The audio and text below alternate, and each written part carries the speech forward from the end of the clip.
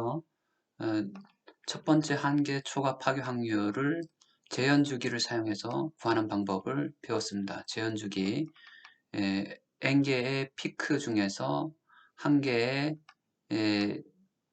한계 초과, 첫 번째 한계 초과가 발생할 확률을 구하는 방법, 재현주기를 사용해서 구하는 방법을 배웠습니다. 4절입니다. 4절은 피로 파괴입니다. 피로 파괴. 피로 파괴라는 것은 여기 설명이 나와 있듯이 응력 집중이 발생하는 지점에서 작은 크기의 응력이 반복해서 발생함으로 인해 가지고 강제가 피로해서 균열이 발생하는 것을 나타냅니다. 대략 경험 법칙에 의해서 금속 재료의 경우 이러한 균열이 발생하기 위해서는 응력 집중이 발생하는 곳의 응력이 일반적으로 항복 응력의 50% 이상이 되어야 하고 사전 균열이나 결함이 있는 경우 작은 응력의 크기에도 균열이 발생하여 성장할 수 있다 라고 나와 있습니다. 일단 균열이 발생하면 하중이 작용하는 방향과 직교하는 방향으로 균열이 발생하고 성장하고 유효 단면도 감소하고요. 따라서 부재는 취성 또는 연성 파괴에 이른다. 피로 설계에서 피로 설계는 금속 설계에서 특히 금속 재료 관련해서 특히 중요하고 복합 섬유 또는 콘크리트와 같은 금속 외의 재료에도 고려되기도 한다. 금속 재료 파괴의 8, 90%는 일반적으로 피로와 연관이 있다라고 하고요. 갑자기 발생하기 때문에 치명적일 수 있다. 그리고 피로 파괴 모두가 발생하는 주요 이유와 이를 피하기 어려운 점은 첫 번째로는 피로 프로세스는 분산 정도가 크다. 그러니까 그게 정확하게 어떤 값을 뽑아내기 어렵다는 얘기죠. 그리고 피로 시험 결과를 직접적인 현장에 적용하기는 어렵다라는 얘기고요. 세 번째로는 사용 기간 동안, 구조물을 사용하는 기간 동안 하중을 정확하게 모델링하기 어렵다. 실험실처럼요. 그 다음에 피로에 민감한 지점은 여러 가지 복합적인 영향으로 이어 응력이 복잡하다. 한 방향만 응력이 작용하는 게 아니라 복잡한 응력 상태이라는 얘기죠. 결론적으로 실제 구조물의 재료 필요는 다양한 프로세스와 복잡한 상호작용이 연관되어 있기 때문에 파괴를 예측하기가 어렵다입니다. 자, SN 선도입니다. 스트레스하고 넘버 오브 사이클, 응력과 그 반복 횟수. 그래서 재료를 이제 피로 시험을 통해 가지고 응력 응력을 n회 반복하여서 파괴가 될 때까지 반복하는 거죠. 그래서 SN 선도를 구하는 겁니다. 그래서 로그 도표에 나타내게 되면은 직선 형태로 나타나게 되는데요. 그래서 다음과 같이 그래프를 얻을 수가 있습니다. 그래프가 다음 페이지에 있네요. 재료가 있어가지고 어떤 응력의 크기로 반복해서 계속 가해줌으로 인해 가지고 파괴가 될 때까지 가해줌으로 인해 가지고 스트레스와 응력과 반복 횟수를 통해 가지고 많은 실험을 통해 가지고 어떤 분포를 나타내게 되고요. 이렇게 분포 중에서 미디언 값을 쓰는 게 아니라 안전측으로 요 밑에 한 값을 써가지고 1시그마만큼 떨어지겠죠. 예, 가지고 SN 커브를 그릴 수가 있다. 입니다. SN 커브, 스트레스와 넘버 오브 사이클의 커브입니다. 그래서 어떠한 응력에 대해서 어떠한 한 몇 회 정도까지는 피로 균열이 발생하지 않는다라고 합니다.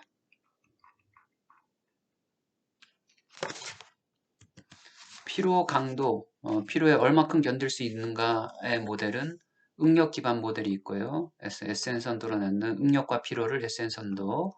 그 다음에 변형률 기반 모델. 그래서 변형률도 사용하고요. 앞에 추가적으로 응력 변형률 관계, 이력 관계도 고려하고요. 국부 변형률 해석. 그 다음에 파괴 역학 모델도 있습니다. 파괴 역학 모델은 다음과 같이 응력 강도 계수 델타 K를 같이 사용하는데요. 델타 K는 YS 파이 A 그래서 S는 응력의 크기고요. A는 균열의 깊이. 그래서 보통 결함 폭의 2분의 1 정도.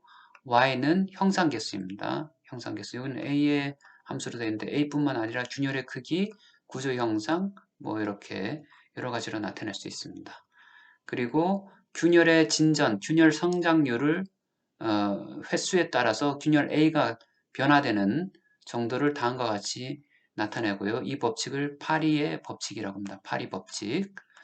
그래서 이 균열 성장하는 것을 적분을 하면 다음과 같이 나타나집니다. 그래서 균열을 여기서부터 A0에서 AF까지 적분을 하면 다음과 같이 균열 성장 모델, number of cycle 해가지고 균열 성장 모델을 나타낼 수가 있습니다. 피로 강도 모델은 세 가지, 응력 기반, 변형률 기반, 파괴역학 기반이 있습니다. 그리고 일반적으로 설계에서 많이 쓰는 것은 마이너의 법칙인데요. 마이너의 법칙. 그래서 마이너의 법칙은 설계에 많이 사용되고 있는데요. 근데 일반적으로 실험에서 사용되는 SN 커브 같은 경우는 일정한 진폭을 갖는 응력을 여러 번 반복함으로 인해 가지고 구하게 되는데요. 실제 하중은 바람 하중, 차량 하중, 피로 응력을 유발하는 하중들은 서로 특성도 다르고 그 크기도 변합니다. 이것들을 어떻게 설계에 응용할 수 있을까 했는데 콜린스가 1981년 이렇게 모델을 소개하고 그 다음에 선형 송산 법칙 등등등 이렇게 해왔는데요.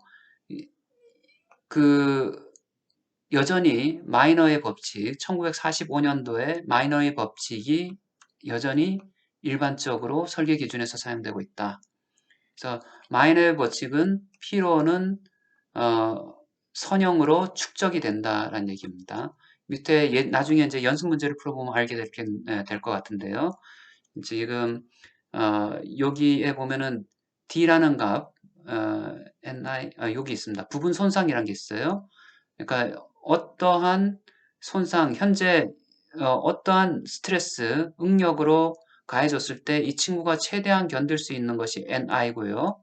그 다음에 현재 가해준 사이클이 ni라고 했을 때 그 응력에 대해서 이걸 구하고 부분 손상이 발생하고 그 다음에 다른 응력에 대해서 또 다른 부분 손상, 또 다른 부분 손상을 다 합쳐가지고 이렇게 데미지 인덱스 D값을 누적 손상을 구할 수가 있습니다.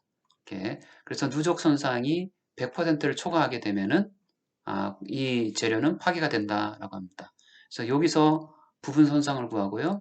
여기서 부분 손상, 여기서 부분 손상, 여기서 부분 손상을 구해가지고 이것을 다 합친 것을 가지고 누적 손상을 구할 수가 있습니다. 누적 손상의 값이 1보다 크면은 파괴가 발생한다. 피로 해석 방법입니다. 일반적인 피로 해석 방법은 주파수 영역에서 표현된 하중을 풀이의 역변환을 통해서 시간 영역으로 변환하고 난 다음에 시간 영역에서 하중에 의한 응답을 구해서 피로를 해석합니다. 그래서 여러 가지 방법들이 쭉 있고요. 그래서 최대값, 최소값, 그 다음에 주파수 영역에서 하는 것을 시간 영역으로 바뀌기 위해서 주파수 영역에서 나타난 값들은 위상각 정보가 없는 스펙트럼 밀도 함수 형식으로 주어져 있기 때문에 시간 영역으로 나타나기 위해서 여러 가지 가정을 사용한다 라는 거고요.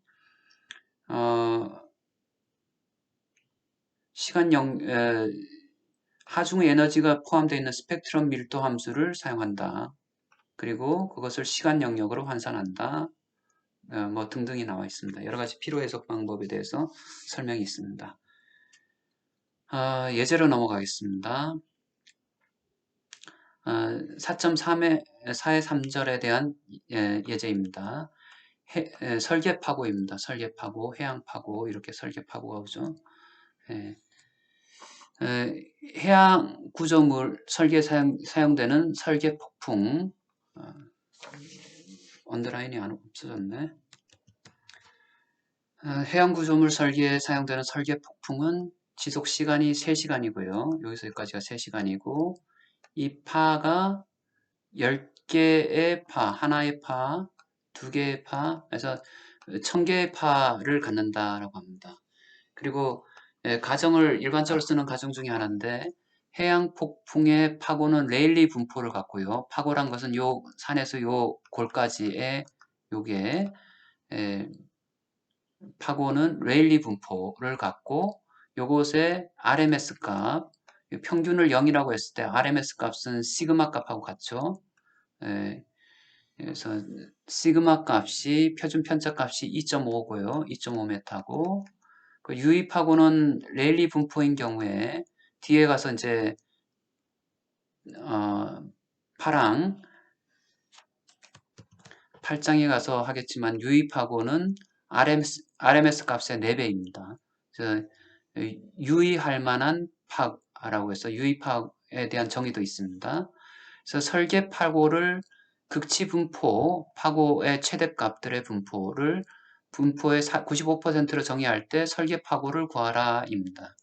좀 어렵긴 한데요. 그래서 어떻게 구했냐 하면은 밑에 풀이를 조금 보면요. 조금 어렵습니다. 정수면 물이 잔잔할 경우에 파의 높이를 0이라고 하고요. 이걸 기준면을 0으로 잡고요. 그 다음에 표준 편차를 2.5 그렇죠? RMS 값이니까요. 2.5이고 최대값들이 레일리 분포로 근소할 수 있는 제1종 극치 분포를 따른다고 가정했습니다. 이렇게 극치 분포, 제1종 극치 분포.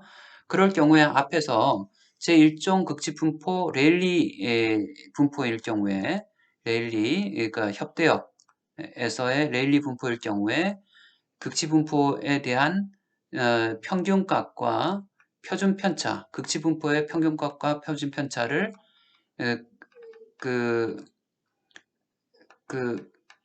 뭐죠? 피크 값들의 표준 편차를 사용해서 구할 수가 있었습니다. 이렇게 구했고요. 구하다 보니까 극치 분포의 평균 값은 9.6, 그 다음 극치 분포의 표준 편차 값은 앞에 공식을 그대로 사용하게 되면요. 공식을 그대로 사용하게 되면 0.8이 나왔습니다. 여기에서 극치 분포에 관련된 개수 알파하고 베타도 다음과 같이 구했고요. 따라서 극치 분포의 어떤 누적 분포식이 써가지고 95%보다 작게 되는 값, 이게 95%가 되는 값, 어떤 값보다 밑에 있는 것이 95%, 나머지 5%, 위에 있는 값이 5%가 되는 거, 누적 분포 함수를 써가지고 이렇게 이 공식을 그대로 대입을 시켜보면은 앞에서 구한 알파와 베타를 다 대입시켜보면은 11.3m가 나옵니다. 지속 시간이 3시간이기 때문에 참조로 1000개의 파, 1000개의 파를 발생시키는 한 개 파는 대강 몇 개인가 라고 했을 때요. 1000개로 시간을 나눠주니까 대충 10초 한 개 파가 오는데 요 거리가 10초 정도구나 라는 것을 알 수 있습니다. 여기 극치분포 이렇게 극치분포의 형태가 나타나 있습니다. 두 번째 문제입니다. 재현주기와 설계하중입니다. 재현주기와 설계하중. 구조물에 하중이 작용하는데 하중의 피크 값들은 평균이 10이고요. 표준 편차가 4다 라고 나와 있습니다. 그리고 Y불 분포를 따른다라고 했습니다. 이 하중이 구조물에 2만 번 작용하는 기간을 구조물의 사용기간, 서비스 라이프, 사용기간이라고 정의할 경우에 구조물의 사용기간의 2배를 재현주기로 하는 설계 하중을 구하라 라고 했습니다. 어떤 설계 하중이 있는데 이 설계 하중의 재현주기는 요 2만 번의 2배인 4만 번을 재현주기로 하는 설계 하중을 구하라고 했습니다. 그래서 재현주기가 4만 번이 됐고요. 그래서 4만 번에 해당되는 어떤 값이 4만 번보다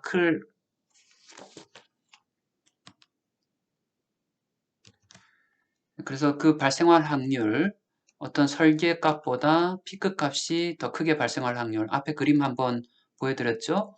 그 값이 4만 분의 이다라는 거고요. 그리고 이 값은 피크 값은 와이블 분포를 따르기 때문에 와이블 분포를 구하는 알파와 베타 값을 미우 값과 시그마 값을 넣어가지고 구했고요. 그래서 누적 분포 함수는 다음과 같이 디자인 값보다 피크 값이 작게 될 확률을 다음과 같이 구했습니다. 이렇게 구했고요. 따라서 요 와이블 분포에 따른 S 디자인 값은 27.1이다 라고 하고요. 그래서 평균적으로 4만 사이클마다 한 번씩 27.1을 초과한다는 얘기입니다. 이거 앞에 그림을 다시 한번 보면요. 꽤 많이 했네요. 여기 있습니다. 요게 4만 사이클이고요. 4만, 여기서 여기까지 거리가 요 값이 27.1이란 얘기입니다. 27.1. 네, 27.1. 디자인 값이죠.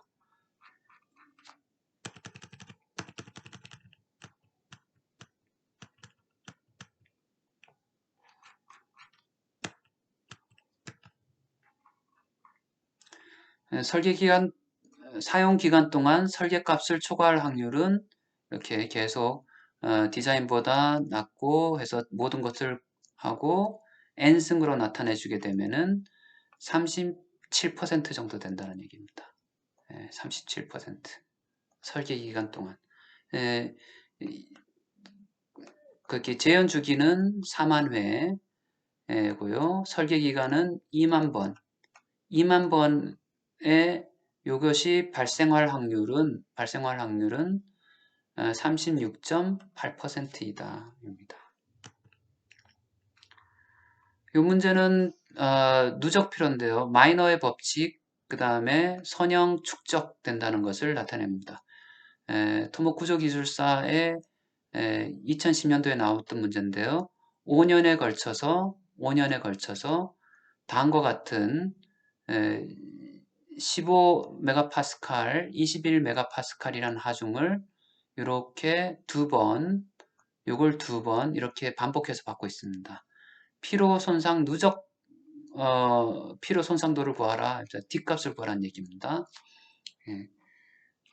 D값을 구하면 부분 손상을 구하고요.